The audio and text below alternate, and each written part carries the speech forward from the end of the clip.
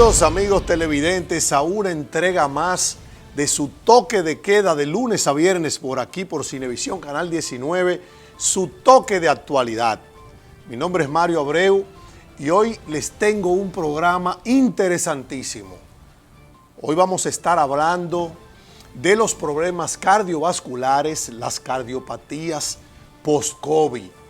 O sea, señores, en nuestra entrevista central nos estará acompañando la doctora Yovanka Abreu, cardióloga internista y ecocardiografista, una experta en la materia, y vamos a estar conversando con ella temas de mucho interés para todos, sobre todo de los problemas cardiovasculares generados post-pandemia, post-COVID.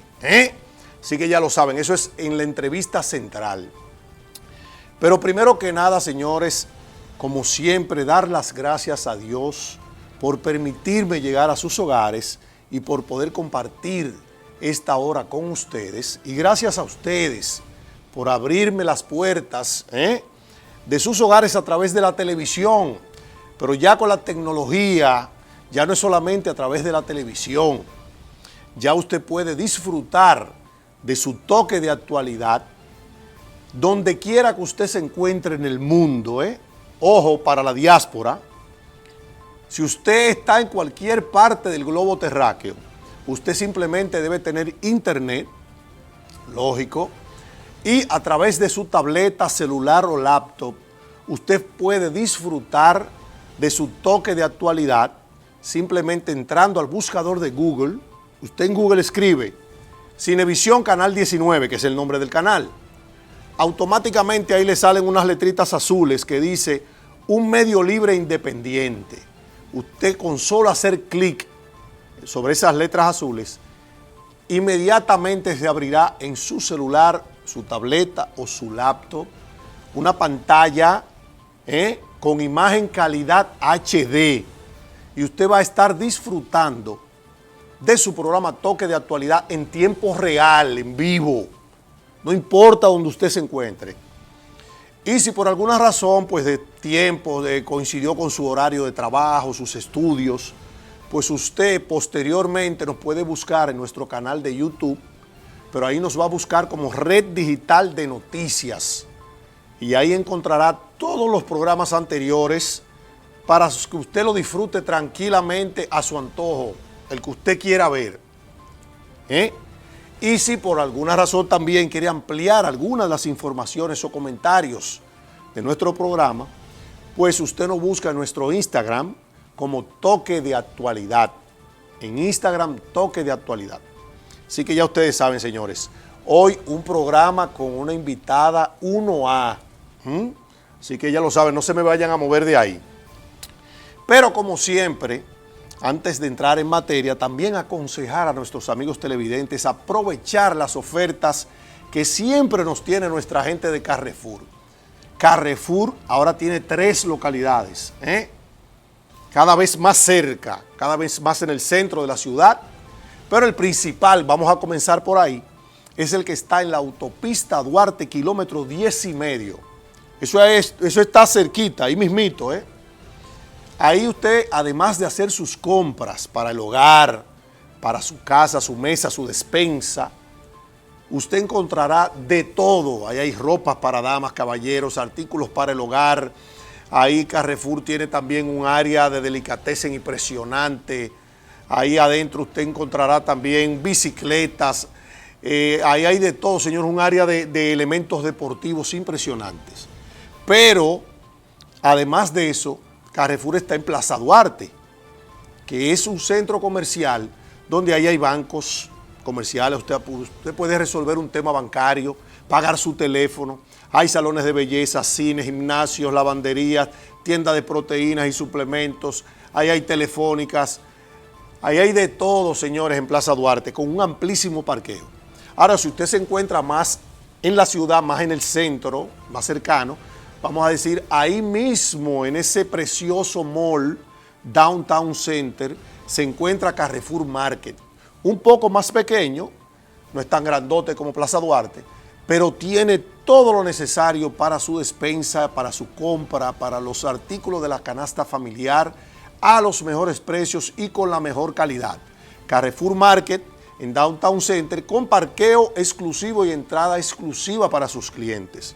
Y el nuevo miembro de la familia, Carrefour City, tu vecino favorito, en el ensanche Quisqueya, en la Paseo de los Locutores número 76, con un horario, señores, increíble, de 7 de la mañana a 10 de la noche, lunes a domingo, y con una gran ventaja, que ya usted no tiene que moverse de la comodidad de su hogar, simplemente puede hacer sus pedidos a través de Uber Eats o Pedidos Ya. Eso es Carrefour City, ahí en el ensanche Quisqueya. Así que aprovechar eso, señores. Y fíjense, hablando de aprovechar, yo siempre tengo que mencionar que yo aproveché la oportunidad que está brindando Siri Tafba aquí en República Dominicana. Ellos son los representantes de los purificadores de agua Kent. Señores, unos purificadores que además de hacer su agua más potable, purificarla, eliminar las bacterias, también la alcalinizan.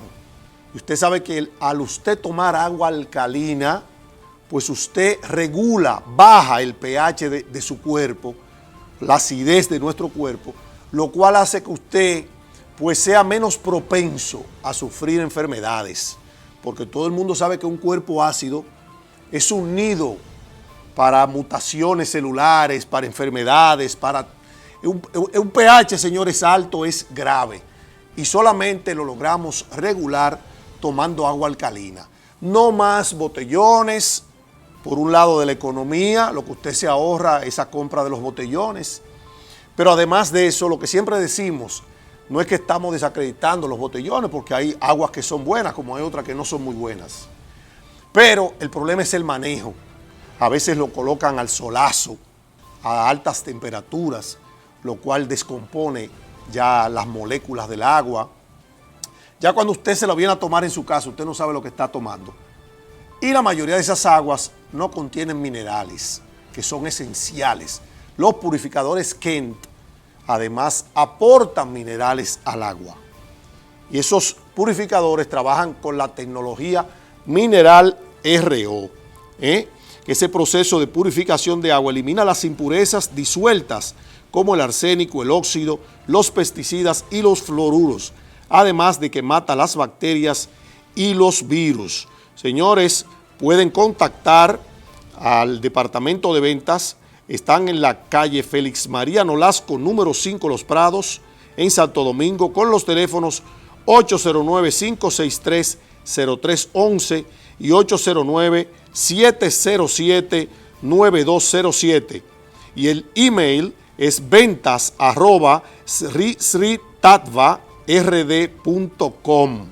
Adquirir salud para su familia, para evitar enfermedades y a economizarse ese dinero de los botellones, señores. Esa gente toman el agua de cualquier toma de agua, valga la redundancia, de su casa, colocan ese purificador y esa misma agua de la llave de su casa, al final cuando eso sale, eso es un agua altamente purificada, libre de bacterias y un agua alcalina. O sea que no es cualquier cosa. Señores, vamos a pasar a unos cortes comerciales, pero usted no se mueva de ahí, porque cuando retornemos estará nuestra invitada de hoy, la cardióloga, internista y ecocardiografista Yovanka Abreu. Y vamos a estar compartiendo con ella y hablando sobre los problemas cardiovasculares después del COVID. Así que retornamos en breve.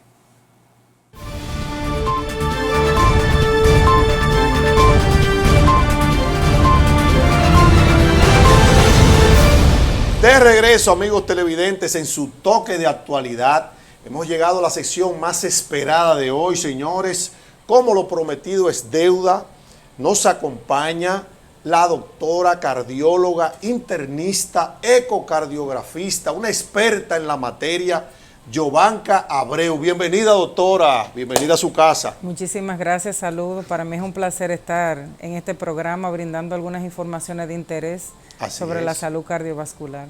Muy importante, doctora. Usted sabe que este es un país que se usa mucho lo de que hoy es viernes, el cuerpo lo sabe. Entonces los traguitos sociales a veces ya no son traguitos, ya usted sabe. Entonces sabemos que realmente el número de problemas cardiovasculares es bastante alto. Vamos a entrar allá ahí en materia al momento que vayamos desarrollando la entrevista. Pero el tema principal, doctora, que usted nos tiene hoy, es precisamente los problemas cardiovasculares post-COVID, que hemos oído como que se han incrementado. Al parecer el COVID deja algunas de sus secuelas en eso. Entonces yo quiero que usted arranque por ahí, que la experta es usted. Bueno, muchas gracias por la invitación nueva vez. Este es un tema muy interesante porque la proyección a futuro es que tengamos muchas secuelas todavía de lo que ocurrió con la pandemia del COVID-19. Y el COVID es una realidad que está vigente. Todavía hay muchos casos de infección. Lógicamente, las complicaciones que se veían en inicio de pacientes que hacían complicaciones graves y muerte se han reducido porque la inmunidad de rebaño con la vacuna y además la tasa de infección, ¿verdad?, que ha sido prácticamente a la población general, ha dejado un nivel de inmunidad que hace que los nuevos contagios, aparte de que las cepas han cambiado su agresividad, ya sean menos. Pero de todas formas, la incidencia de consecuencias cardiovasculares, no solamente hablo del corazón, sino donde sea que hay un vaso sanguíneo, el COVID puede tener mucha trascendencia y las secuelas ser incluso permanentes. Por eso la importancia de que hoy se discute este tema. Claro, doctora, porque es que, como decía, se está viendo mucho también en jóvenes, o sea, personas jóvenes que no se supone, porque la gente entiende que ya vamos a decir las personas adultas es que sufren como de problemas cardiovasculares, pero se están viendo muchos jóvenes sufriendo de estos problemas. Entonces, doctora, yo quisiera que usted me dijera que a través de cuáles mecanismos se altera el sistema cardiovascular. El COVID tiene una respuesta, aparte de que la característica del virus en sí misma es de una mutación muy rápida. Tiene una respuesta inmunológica que es muy agresiva porque hay una tormenta inflamatoria que está mediada por una serie de sustancias que se libera durante la fase infecciosa activa.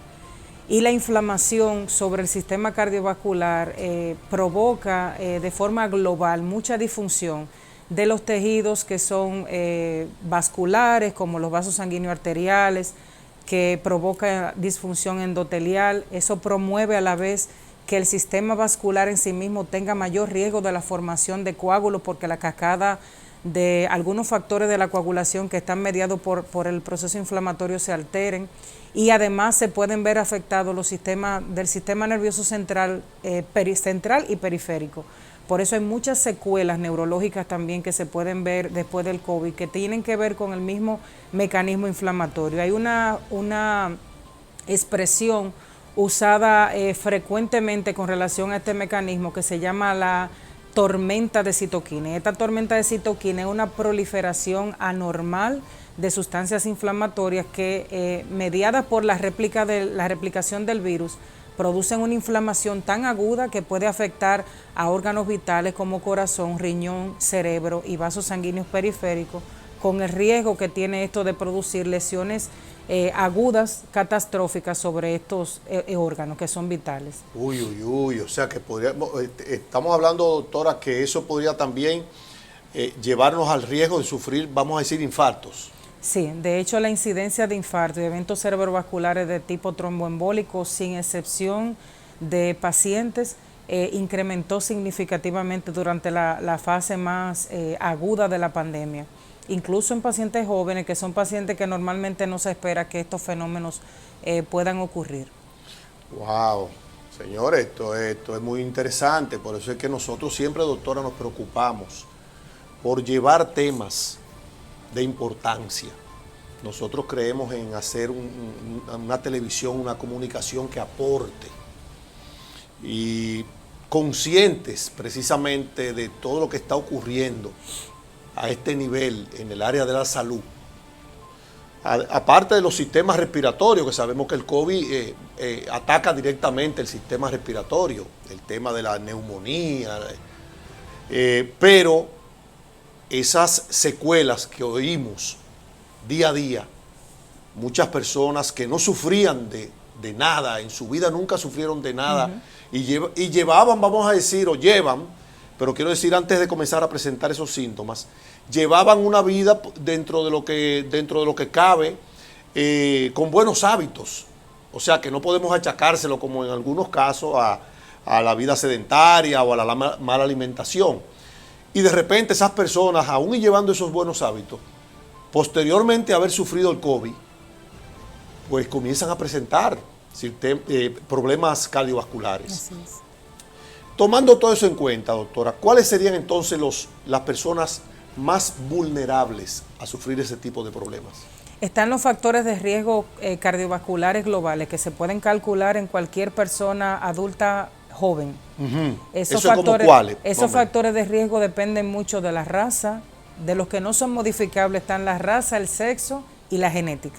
Okay. Lógicamente eso no lo podemos modificar. Eso no se pueden alterar. Si podemos, no podemos ponernos blancos si somos mulatos, no podemos ser bueno, Sammy Sosa lo hizo, de otra familia.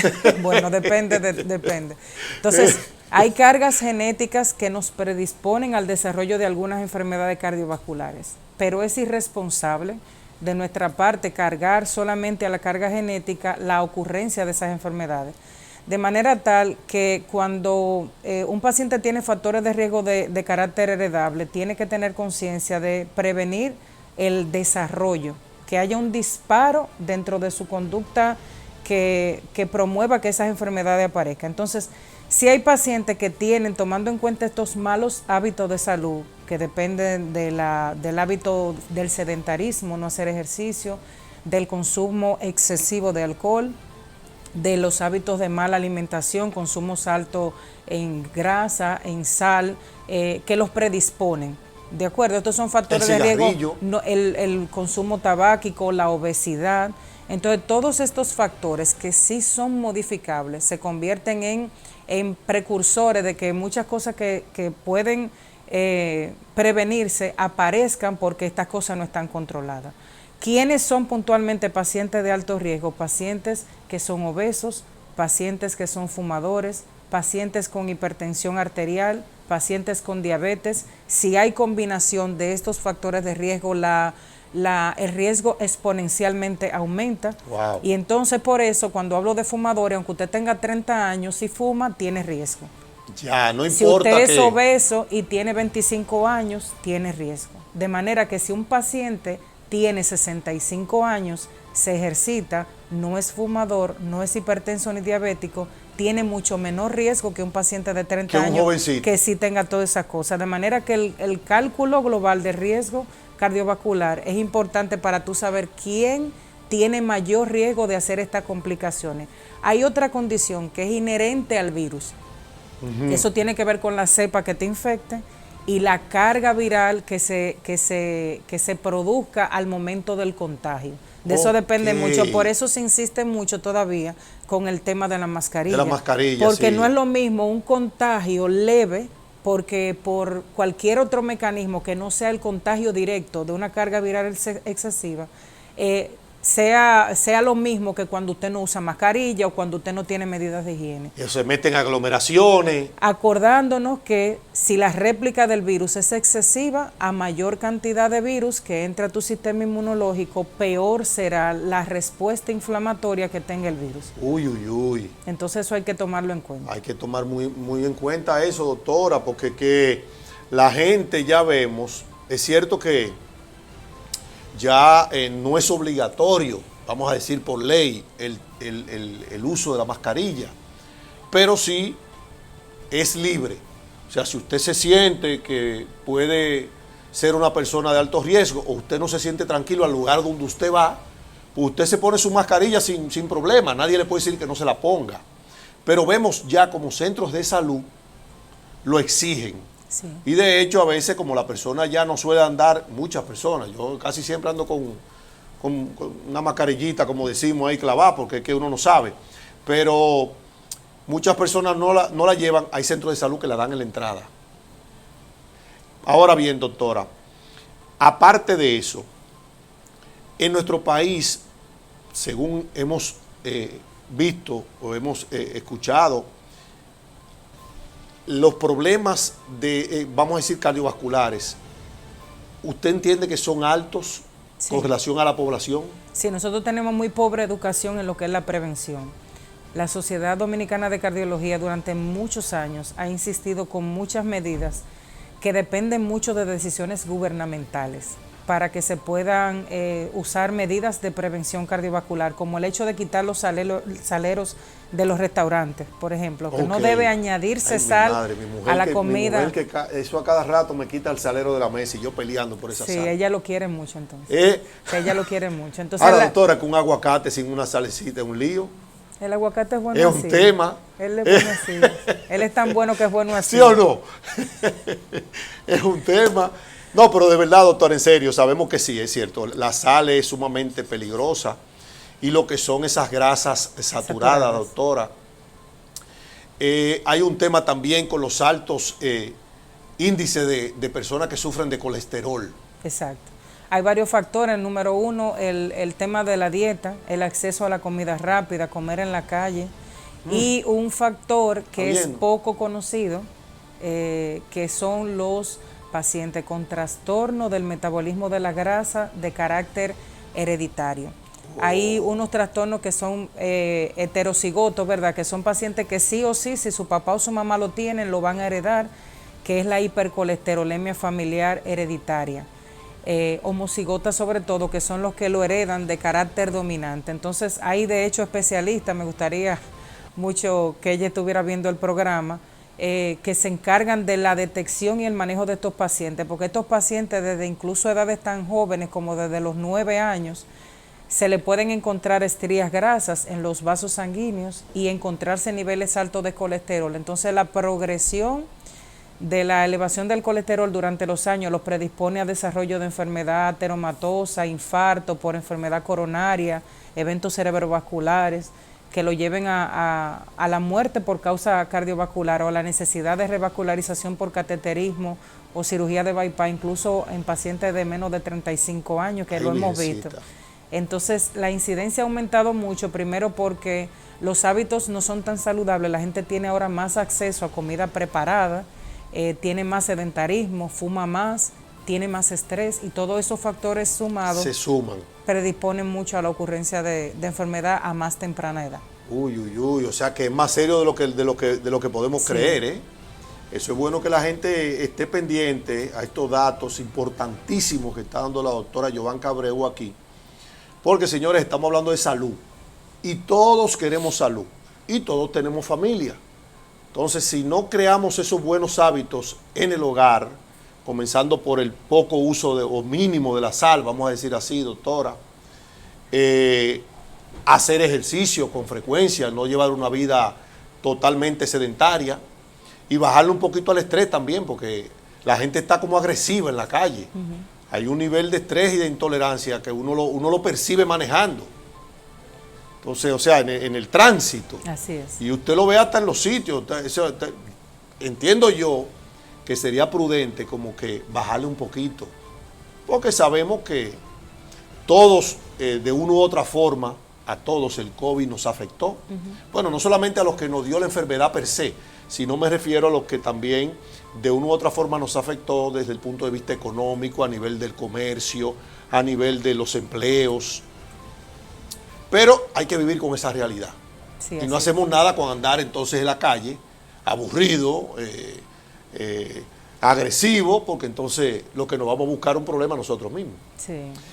Doctora, continuando con ese tema del COVID, específicamente entonces, ¿cuáles serían los problemas cardiovasculares que podemos, que pueden la gente presentar por motivo del COVID? Específicamente, ¿cuáles? En la fase aguda y en pacientes que son más críticos, hay pacientes que hacen una inflamación del músculo cardíaco que se llama miocarditis. al producirse una inflamación global o segmentaria incluso del corazón, la función de bomba del corazón se puede reducir y el paciente caer en cualquier estadio de falla, con la consecuencia de que si no se detecta a tiempo, el paciente puede quedar permanentemente en falla cardíaca. Muchos de los casos de miocarditis que me ha tocado ver, sobre todo desde el contexto de especialista en imágenes cardíacas, han sido pacientes que, gracias a Dios, aunque son jóvenes, los médicos han hecho intervención oportuna. Esos son los casos más graves, hablando de corazón. El fenómeno de las trombosis periféricas, no solo tromboembolismo pulmonar por la predisposición a la formación de trombos que ocurre en el COVID, la aparición de arritmias desde simples hasta graves que requieran intervención médica agresiva. Hay muchos pacientes post-COVID que refieren palpitaciones, los más jóvenes son los que más se aquejan de eso, y con las nuevas cepas, el aumento de la incidencia de pacientes súper jóvenes con hipertensión arterial que no tienen otra causa demostrable que no sea la infección por COVID. ¡Wow! Señores, eso es para, óigame, este COVID, la verdad que este COVID vino a complicarlo todo, porque no solamente el riesgo de cuando las personas estuvieron padeciéndolo, sino que después entonces esta cantidad de secuelas posteriores que uno no sabe realmente, pero hay que cuidarse. Precisamente nosotros siempre nos gusta hacer ese llamado a la población, porque entendemos que las cosas a tiempo se pueden resolver, o por lo menos si se detectan a tiempo. Usted que es la especialista, la doctora, me imagino que me puede corregir si, vamos a decir, si se detecta un problema cardiovascular a tiempo en un joven, es mucho más fácil, doctora. Es así. Es así. De hecho, se hizo rutinariamente esquemas, se ha tenido que improvisar mucho, desde la ciencia hasta lo empírico, se puede decir así, con el COVID, y se han hecho protocolos de manejo y de seguimiento a los pacientes post-COVID que incluyen a todo el paciente que tuvo COVID con alguna secuela, digamos, pulmonar, o incluso si no la tiene, hacer lo más básico, que es un ecocardiograma bidimensional simple. Lógicamente el eco puede arrojar información importante y los síntomas del paciente que te lleven a cualquier otro estudio necesario, pero básicamente a la mayor parte de los pacientes por COVID que acuden a una consulta médica se le indica un ecocardiograma, y con eso se puede detectar tempranamente cualquier complicación cardíaca grave, como la miocarditis, por ejemplo. Ok, o sea que eso vamos a decir que sería como parte del protocolo para los pacientes post-COVID. Sí. Un ecocardiograma. Básicamente. Eso básicamente. Sí, porque precisamente iba a esa pregunta, doctora. Tenía esa preguntita ahí, que cuáles más o menos estudios. Hay otros más. Se pueden hacer mucho más. Por ejemplo, los pacientes que ya tienen un ecocardiograma que es dudoso, se pueden hacer procedimientos como la resonancia cardíaca. ¿La resonancia qué hace? La resonancia detecta, por ejemplo, zonas de inflamación activas que son producidas por la infiltración del virus. En el caso particular de la miocarditis, y que si uno la detecta en la resonancia, aunque no hayan hallazgos muy claros en el eco, lo puede tratar oportunamente.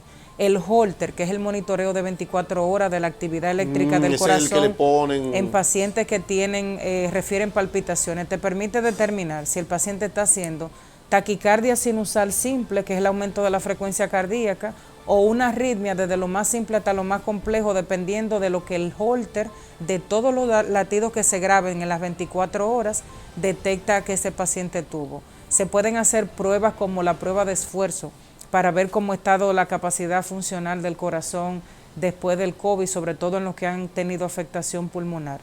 Y el mapa en los pacientes que desarrollan hipertensión post-COVID, para determinar no solamente si el paciente realmente es hipertenso o no, sino para conocer el perfil de hipertensión que tienen después del COVID. O sea que hay muchas herramientas, y los laboratorios que tienen muchísimos marcadores que se hacen, desde el dímero D, el fibrinógeno, marcadores en sangre de la coagulación, que nos permiten ver el riesgo de desarrollo de trombo que tiene el paciente post-COVID.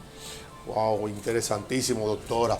Fíjense, vamos a pasar a unos cortes comerciales, pero yo cuando regresemos, doctora, yo quiero dejar esta pregunta en el aire. Y ya individualmente, ¿cuál sería el manejo? Cuando ya detectamos alguna de esas patologías, ¿cuál sería el manejo individual de cada una de ellas? pero vamos a dejar esa para cuando retornemos. A ustedes, amigos televidentes, no se muevan de ahí, que en breve continuamos con la doctora Yovanka Abreu, cardióloga, aquí en Su Toque de Actualidad.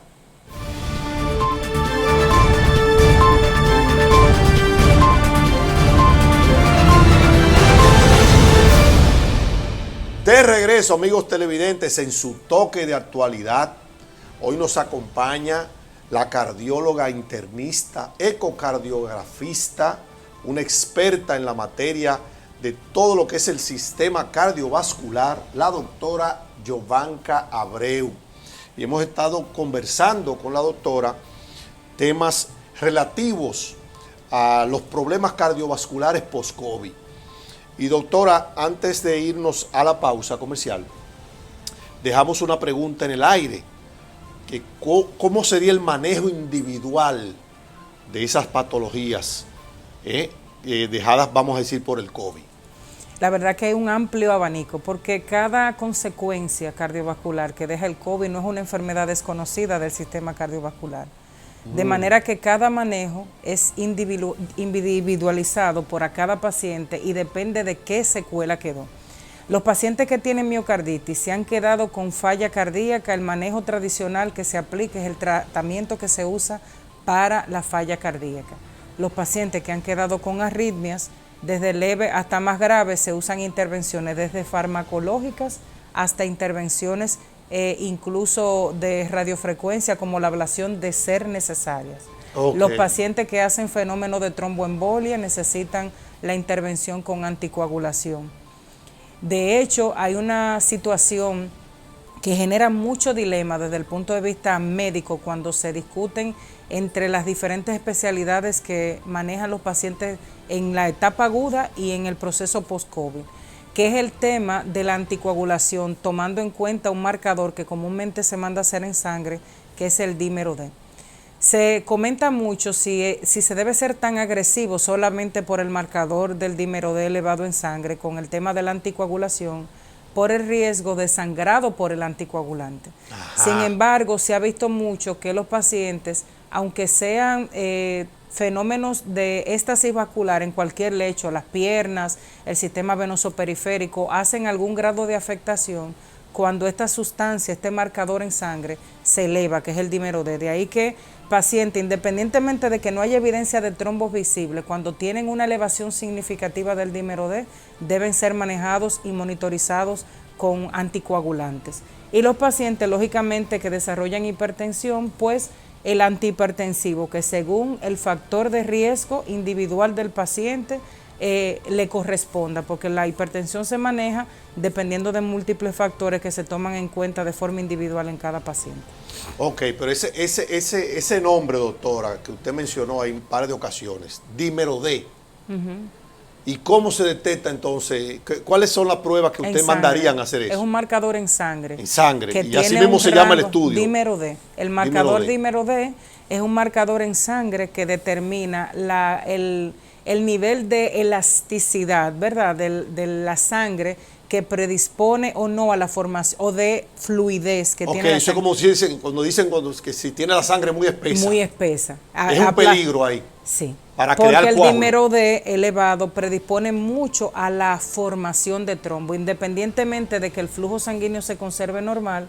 Y hay muchos pacientes que por la respuesta inflamatoria asociada al COVID hacen elevaciones exageradas del dímero D que obligan a hacer rastreos por angiotomografía de algunos vasos sanguíneos como los vasos pulmonares, hacer doppler vasculares periféricos para detectar si han formado trombo en las piernas o han tenido trombos en los pulmones. Y entonces, si el marcador, independientemente de esos rastreos vasculares periféricos, están normales, si el marcador está muy alto, casi siempre se opta por la decisión de anticoagular al paciente. Entonces, eso dentro del protocolo inicial del manejo de un paciente que está infectado por COVID, de todos los marcadores sanguíneos que se manda a hacer, ese uno que nunca falta, el dímero D. Dímero D. Ok, y doctora, una pregunta importante ahí, interesante. ¿De estas secuelas podrían quedar secuelas ya irreversibles? ¿De estas secuelas podrían algunas quedar permanentes? Sí, De hecho, todo va a depender de varios factores. Número uno, la prontitud con la que se haga el diagnóstico. Okay. Por eso el protocolo de manejo del paciente que oportunamente va al médico a chequearse incluye la realización de todos estos marcadores y pruebas, aunque el paciente no se sienta nada. Ok, pero perdón, un paréntesis ahí, doctora, Sí. no se me le vaya la idea.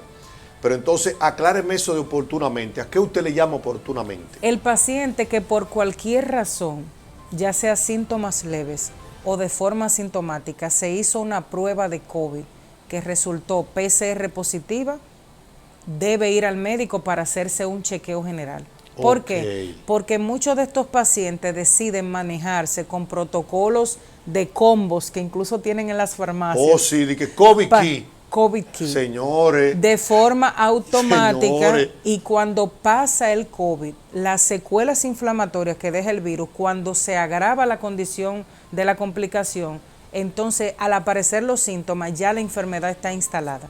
Todo va a depender, número uno, del tiempo con el que uno pueda detectar la afectación asociada al COVID. Número dos, de los factores de riesgo inherentes al paciente. Hay pacientes que se iban a hacer hipertensos en 15 años más, probablemente por sus factores propios de riesgo, y que por el COVID esa ocurrencia o la aparición de la enfermedad se precipitó y apareció en ese momento. Y estos pacientes tienen mayor riesgo de quedar con alguna secuela. El paciente que no recibe tratamiento oportunamente para la arritmia puede quedar teniendo manifestaciones de palpitaciones con mucha durante un tiempo. Una de las cosas que más rápido uno logra ver la reversión son las palpitaciones, porque de hecho hay pacientes que incluso después de la vacuna, como hacen una respuesta inmunológica similar a la de tener el virus, hacen palpitaciones por la vacuna también. Sí, doctora, pero mire, usted dio en el clavo. Espérese, déjeme interrumpirla ahí. Sí. Porque eso se oía mucho aquí, en nuestro país. La gente decía, yo me puse esa vacuna, y después que me puse esa vacuna, yo ando con este corazón que no sé qué es lo que tengo. O sea, que eso es una respuesta precisamente del cuerpo, como se le inyecta la vacuna, la vacuna viene siendo como el virus. Sí. Entonces, acláreme ese puntito ahí, doctor. Hay que volver a las bases, ¿verdad? Exacto. Todas las vacunas son virus que son atenuados. Virus a los cuales en laboratorios, ¿verdad?, de científicos, se les quita la propiedad que los hace ser graves. Pero no se le quita la respuesta inmunológica que tu cuerpo va a desarrollar contra el virus. No, porque eso es lo que buscamos. De manera que tú creas de alguna forma inmunidad asociada a la vacuna que puede tener distintas manifestaciones dependiendo de, en esencia, cómo es tu sistema inmunológico. Hay pacientes que van a hacer una respuesta inmunológica tan grave que se van a sentir enfermos de COVID con la vacuna. Y otros pacientes nunca a niveles de tener que llevarlo a una unidad de cuidado intensivo ni de ingresarlo, a menos que se hayan vacunado incubando el COVID sin darse cuenta. Otro fenómeno que ocurrió comúnmente, que muchos pacientes incubando el virus se vacunaron y el sinergismo inmunológico que se produjo por la respuesta fue grave. Pero volviendo a la esencia, el paciente que no tiene COVID, que se vacuna, va a ser malestares leves asociados a la vacuna. Y uno de esos malestares asociado a la respuesta inmunológica, como se inflama un poquito el sistema de conducción eléctrica cardíaca, es que hagan palpitaciones. Casi siempre esos pacientes, si no usan cosas que precipiten, ¿verdad?, las palpitaciones, como consumo de mucha cafeína, de bebida energizante, hacen ejercicio, esas manifestaciones con la realización de ejercicio, por decir algo, puede revertir muy rápidamente en los próximos 3 meses como mucho. Pero hay pacientes que sí quedan con la secuela porque han tenido las palpitaciones después del COVID y no acuden a la consulta oportunamente, y hasta que no se trate no pueden. Otros pacientes, los que les decía, los hipertensos, pueden quedar siendo hipertensos después de la afectación por COVID si tenían el factor de riesgo para el desarrollo de hipertensión. Wow, señores, la verdad que es una cátedra que está dando la doctora aquí. Doctora, usted maneja esos temas magistralmente, yo la felicito, de verdad. Gracias. Y importante para esos amigos televidentes que escuchen a los expertos. Porque usted sabe, doctora, que nosotros en nuestro país sufrimos de que aquí todo el mundo receta. Una vecina, mira, bébete de esto, machuca dos cuestiones de estas y hélvela. Y entonces Sí, entonces nos automedicamos. Y con ese tema del COVID, conozco mucha gente que, bueno, sí, a mí me dio, yo salí positivo, pero nunca fueron al médico. ¿Y cómo te curaste, fulano? No, yo me curé porque yo compré esto, compré el COVID Key, la famosa esa ivermectina, que había gente bebiendo seso, pila. Doctora, aún aclarando ahí, ¿eso funciona o no funciona en el COVID? Lo que pasa es que han habido muchas disyuntivas. En principio se estaba usando de forma incluso profiláctica, pero se vio al final que el efecto sobre la respuesta, ¿verdad?, que tiene el virus, finalmente no es tan impactante como se pensaba. Okay. Y todavía hay estudios que salen que son muy confusos, que dependen mucho del tipo de población que se elige para el estudio, del tipo de complicaciones que tienen los pacientes que se eligen, que se da. Entonces todavía salen estudios que hablan a favor de la ivermectina y otros que hablan en contra. Se está en un punto central en donde se ha decidido que se trate al paciente en función a lo que sí científicamente ha comprobado que es efectivo para mejorar los síntomas, y recordar que los virus con tratamiento se curan en un tiempo y sin tratamiento también. No es el caso del COVID, pero a veces el dar medicamentos que son innecesarios pueden ser más deleterios que beneficiosos. Ok, Sí. Muy importante eso, muy importante. Doctor, hablando de eso, de nuestra cultura, usted sabe que hay un mito también, o no sé si es un mito, usted me corrige, en nuestro país, de que las mujeres son más propensas a que le den infarto o a sufrirle problemas cardiovasculares que los hombres. ¿Es eso cierto o no? No es un mito, es un asunto de relatividad.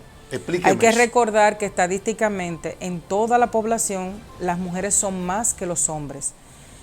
Y casi siempre para hacer los estudios de investigación se tratan de tomar muestras que sean equiparables en volúmenes de pacientes que sean igual para el sexo masculino y femenino. Okay. Eso es lo primero. Lo segundo es que hay una curva que es inversamente proporcional con relación a la edad. El hombre tiene mucho más riesgo que la mujer en edades en donde la mujer todavía tiene actividad hormonal, en donde está en su fase hormonal activa, que tiene ciclos activos hormonales. Okay. Pero cuando la mujer pasa de esa protección que le confieren sus hormonas, sobre todo los estrógenos, a la etapa de menopausia, duplica el riesgo cardiovascular que posee el hombre, lo que sí le hace tener el doble de riesgo que el hombre, pero en esa etapa. Mientras la mujer menstrua, tiene ciclos menstruales, tiene una protección que le confieren sus hormonas. Ya. Pero eso no quiere decir que si la mujer desarrolla otros factores de riesgo, como obesidad, diabetes, fumadora, o sea, hay que tomar en cuenta, exactamente, lógicamente la mujer que es equilibrada, ¿verdad?, en sus hábitos saludables, suele tener esa protección y duplicarse el riesgo cardiovascular cuando entra en la menopausia con respecto al hombre. El hombre lo tiene más alto antes de ese tiempo. Excelente, excelente, doctora, muy importante ese dato. Y ahora que mencioné yo, doctora, el tema del consumo de alcohol, tengo entendido, usted me corrige, que la mujer si toma o consume alcohol durante el embarazo, esto podría generar problemas cardiovasculares en el niño, en la criatura. Sí, lo que pasa básicamente es que la fase activa del desarrollo ocurre en los primeros trimestres del embarazo, y esa fase activa se ha visto que como hay un desarrollo anormal del crecimiento, un retraso del crecimiento intrauterino del producto, muchos de los niños pueden nacer con bajo peso y también tener trastorno en el desarrollo de los órganos que son vitales, como el corazón, que desde las 3 semanas comienza a haber un sistema cardiovascular. O sea, cuando usted ve una celulita en una sonografía, a las 3 semanas ya comienza actividad de la formación del tubo cardíaco. Wow. Incluso. Entonces, la mujer que es alcohólica, porque la verdad hay que decirla, no es que sea una mujer que no sepa que está embarazada y se está tomando unos tragos allí. Tiene que ser cantidades excesivas que se perpetúen durante todo el embarazo en cantidades muy altas y que predispongan mucho a que el retraso propio del crecimiento intrauterino haga que el desarrollo de los órganos intraútero también sea anormal. No solo el corazón, sino incluso el riñón y otros órganos. Y otros órganos, importante, muy importante. Doctora, otra pregunta que quiero hacerle, la cantidad de problemas cardiovasculares, el porcentaje en nuestro país, ¿es alto, doctora? Es muy alto, porque aquí se han hecho dos grandes estudios de prevalencia. Está globalmente el estudio de Framingham, que hizo una detección mundial, ¿verdad?, de cómo andaba los factores de riesgo cardiovasculares, no solamente la muerte por infarto y demás, sino sobre todo la hipertensión que es el enemigo silente que predispone, la principal causa a nivel mundial de muerte de causa cardiovascular, porque de la hipertensión se derivan muchas otras enfermedades sistémicas como enfermedad renal, eventos cerebrovasculares catastróficos que pueden matar al paciente. En estos dos estudios FRICAR se ha visto una curva que excede al 26% de la incidencia de hipertensión arterial, pero que en el EFRICAR 2 y en el estudio EMPREFAR, que fue un último estudio de factores de riesgo, se vio que la incidencia de hipertensión arterial excede al 30%. ¡Wow!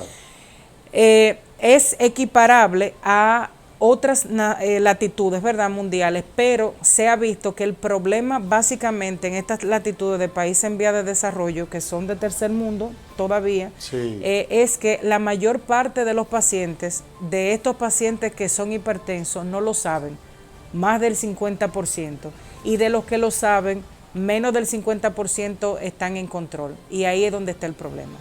Ya entiendo, wow. O sea, doctora, sus recomendaciones finales entonces para que la gente detecte a tiempo cualquier problemita, y vamos a querer también que usted nos dé sus teléfonos y donde nuestros amigos televidentes puedan ubicarla. Ok.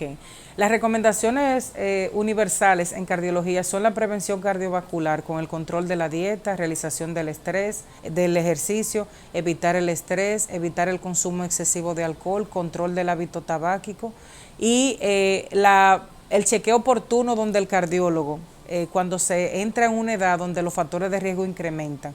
Las complicaciones del COVID con realizaciones de visitas a un médico, aunque sea internista o médico general, cuando se detecta la infección por COVID para que mande a hacer estas pruebas oportunas. Y el tiempo en cardiología es oro.